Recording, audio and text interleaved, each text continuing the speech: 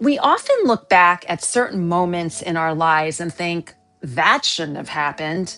The disappointments, the detours, the descents, the things we wish we could just edit out of our life story.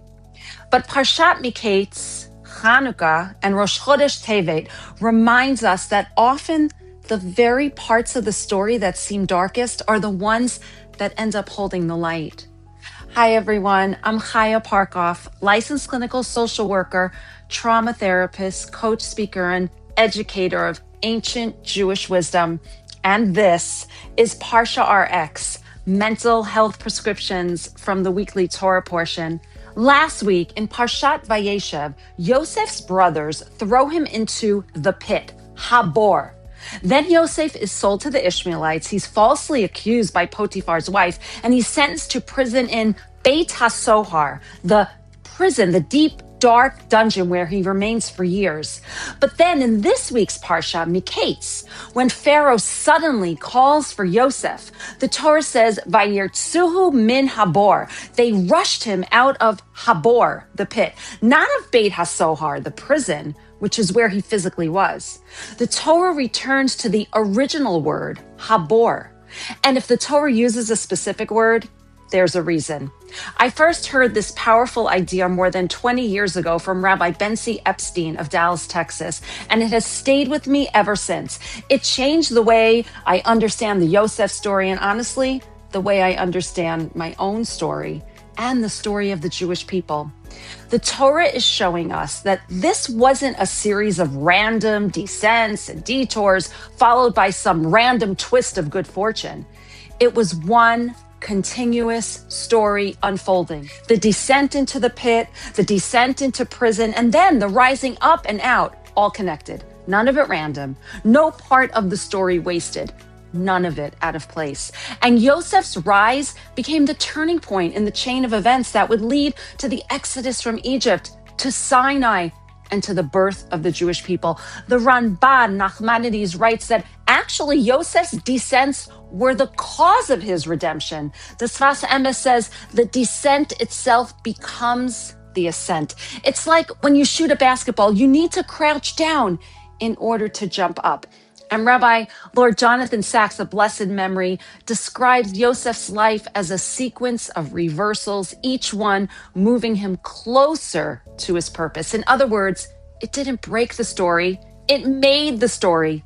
And of course, the timing couldn't be more aligned with where we are right now in the Jewish calendar.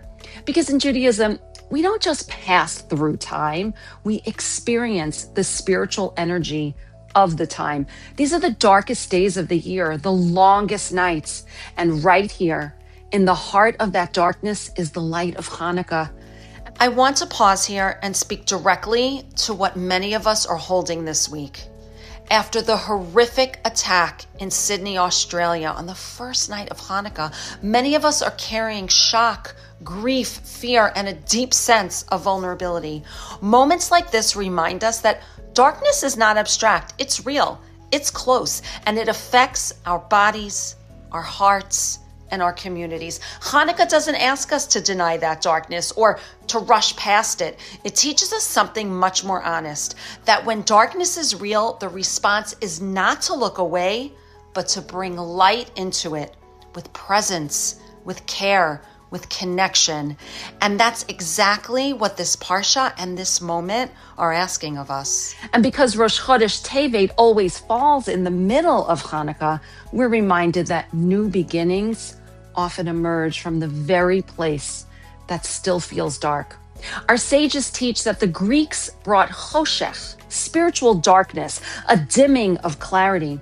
And the Maharal of Prague and the Sfas Emes explain that the miracle of Chanukah is not that the darkness disappeared, but that a new kind of light emerged from within it. It actually mirrors the very beginning of creation. The Kabbalists teach that Hashem first had to conceal himself, tzimtzum, in order to create space for the world to exist. Light could only emerge after concealment, after hiddenness, and emotionally, many of us live with our own forms of concealment. We carry shame around certain parts of our story, memories we hide, moments we avoid, chapters we just don't want to look at. But with powerful yet gentle, attuned therapy, we can return to those concealed places with compassion so they can finally be reprocessed and integrated and in turn transformed in the way they live inside us. And we begin to see that they were never signs of failure. They were beginnings of light that just hadn't yet been revealed. The darkness doesn't erase the light. It prepares the place for the light. So here's our ParshaRx for this week. Be gentle with your story. The chapters that feel the most out of place are often the ones that shape you most. Yosef couldn't see the full picture until later. None of us can while we're in the middle of it. And sometimes, like the sudden light of Chanukah, the story can turn ke'eref ayin in the blink of an eye.